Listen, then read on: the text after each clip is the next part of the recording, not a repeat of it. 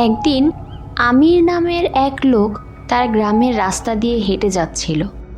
তখন সেখানে একটা গাড়ি এসে তাকে ধাক্কা দেয়, আর আমির সেখানেই মারা যায়। আর গাড়িটার সাথে সাথে পালিয়ে যায়, কিন্তু আমিরের দেহ সেখানেই পড়ে থাকে। কিছুক্ষণ পর আমির একটা রাক্ষসের রূপ নিয়ে আবার ফিরে আসে। এই গাড়ি আমার সাথে এমন কেন করলো?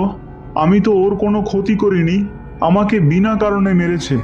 এবার আমি কাউকেই ছাড়বো না, এই রাস্তা দিয়ে কাউকে আর যেতে দেব না, সবাইকেই মেরে ফেলবো।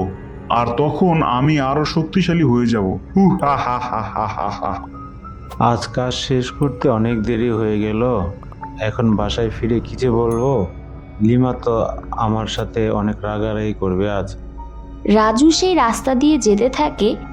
এর মধ্যে ওই রাক্ষস রাজুর সামনে এসে দাঁড়ায়, আর রাজু রাক্ষসকে দেখে ভয় পেয়ে যায়। কিরে, এই রাতে এখান দিয়ে কোথায় যাওয়া হচ্ছে? আরে বাবারে, এটা কি দেখছি?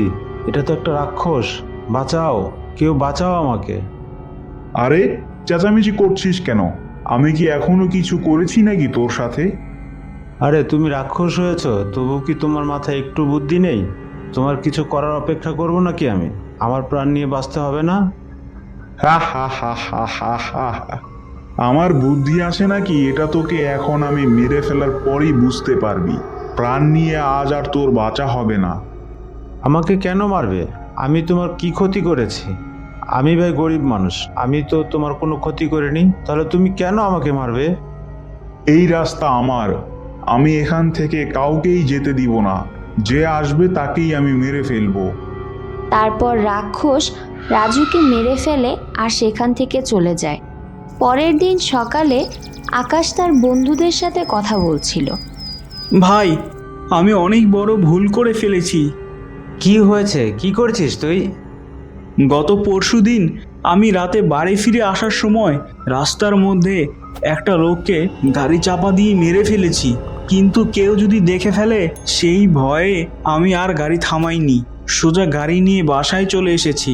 এখন আমার খুব ভয় করছে, যদি কেউ জেনে যায় এটা আমার কাজ আর পুলিশে জানিয়ে দেয়, তাহলে তো আমার ফাঁসি হবে। শোন, তুই এটা আমাকে বলেছিস ভালো, কিন্তু ভুলেও আর কাউকে বলিস না, তাহলে সত্যি পুলিশ জেনে যাবে। এখন একদম সাধারণভাবে থাক, পরে যা হবে তা দেখা যাবে। সত্যি বলছিস? কাউকে কিছু না বললে ঠিক হয়ে যাবে? হ্যাঁ, চিন্তা করিস না, চল এবার একটু ঘুরে আসি। অন্যদিকে রাজু রাতে বাড়ি ফিরে না আসায় লিমা খুব চিন্তায় পড়ে যায়, আর গ্রামের প্রধানকে সব জানায়। প্রধান কয়েকজনকে সাথে নিয়ে রাজুকে খুঁজতে বের হয়।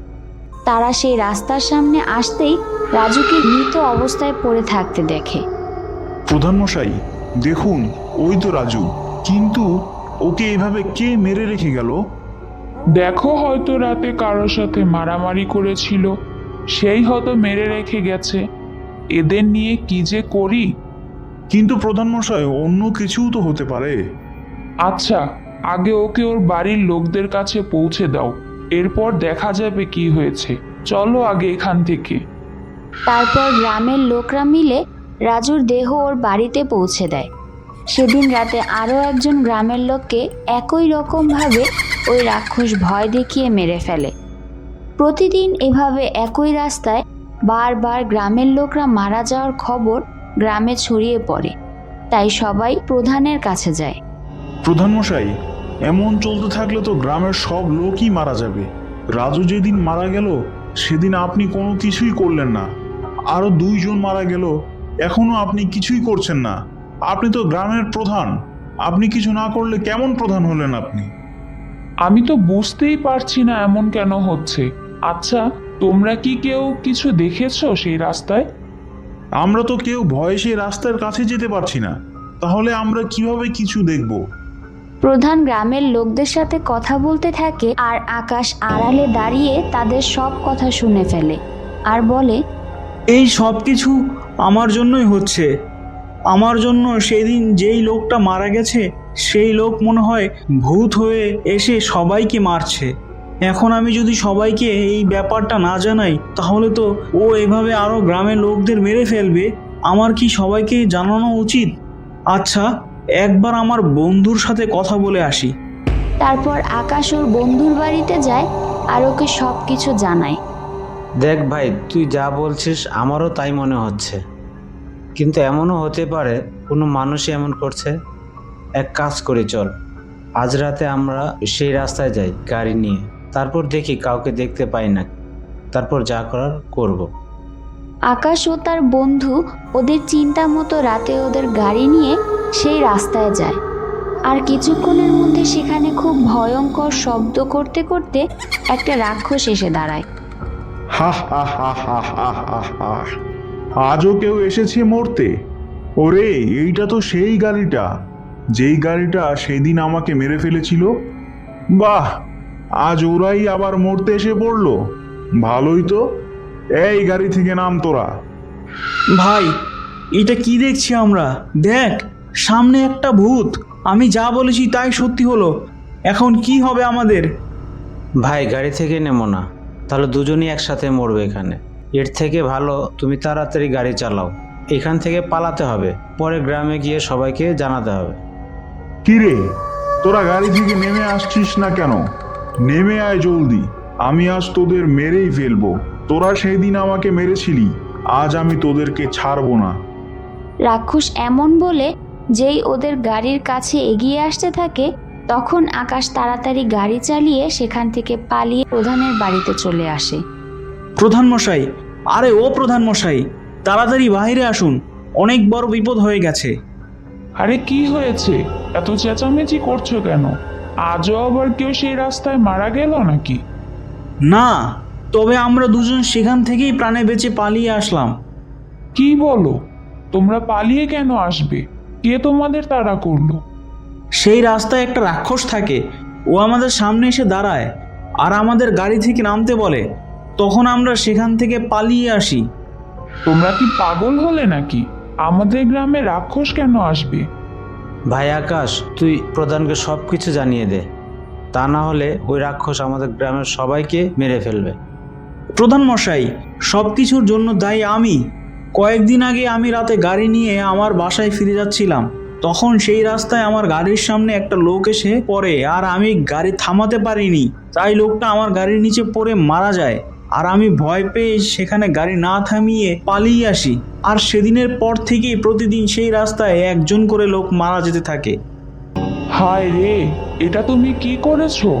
ওই লোকটাই মনে হয় ভূত হয়ে আবার ফিরে এসেছে। হ্যাঁ প্রধান মশাই, আমারও তাই মনে হচ্ছে। ওই রাক্ষস আমাদের দেখে গাড়ি থেকে নামতে বলছিল বারবার, তাই আমরা ভয় পেয়ে পালিয়ে আপনার কাছে এসেছি। আপনি কিছু একটা করুন। ঠিক আছে, তোমরা চিন্তা করো না, তোমরা এখন তোমাদের বাড়িতে ফিরে যাও।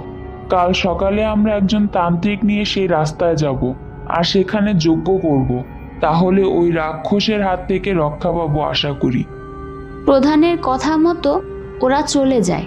আর পরের দিন সকালে প্রধান একজন তান্ত্রিক, আকাশ আর গ্রামের কয়েকজন লোককে নিয়ে সেই রাস্তায় যায়। তান্ত্রিক তার জাদু শক্তি দিয়ে তার বেঁধে রাখা একটা ডাইনিকে হাজির করে আর তাকে বলে যে এই রাস্তায় কোন রাক্ষস এসব করছে তাকে হাজির করতে। তান্ত্রিকের আটকানো ডাইনি সেই রাক্ষসকে নিয়ে আসে। এই, কে রে তোরা? তোদের এত সাহস? এখানে এসেছিস, আমি তোদের সবাইকে মেরে ফেলবো। তুই কেন এখানে প্রতিদিন লোকদের মারছিস? কেন গ্রামের লোকদের ক্ষতি করছিস? বেশ করেছি, লোকদের মেরেছি, অনেক ভালো করেছি। ওরা কেউ ভালো না, ওরা সবাই খারাপ। ওরাও তো বিনা কারণে মানুষদের মেরে ফেলে, তাহলে আমি কেন ওদের মারবো না? কি করেছে ওরা?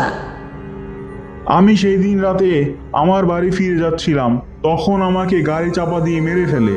আমি তো কোনো অপরাধ করিনি, তাহলে আমাকে কেন মারলো সেই দিন? তাই আমিও প্রতিশোধ নিচ্ছি। কাউকেই আমি এই রাস্তা দিয়ে যেতে দিব না, সবাইকেই মেরে ফেলবো।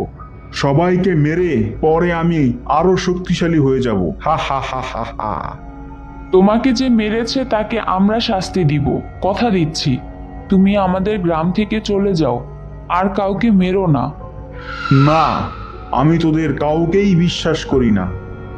রাক্ষস এমন বলে ওদের মারতে যায় আর সাথে সাথে তান্ত্রিক ওকে বন্দি করে ফেলে এবং তার জাদু শক্তি দিয়ে রাক্ষসকে মেরে ফেলে।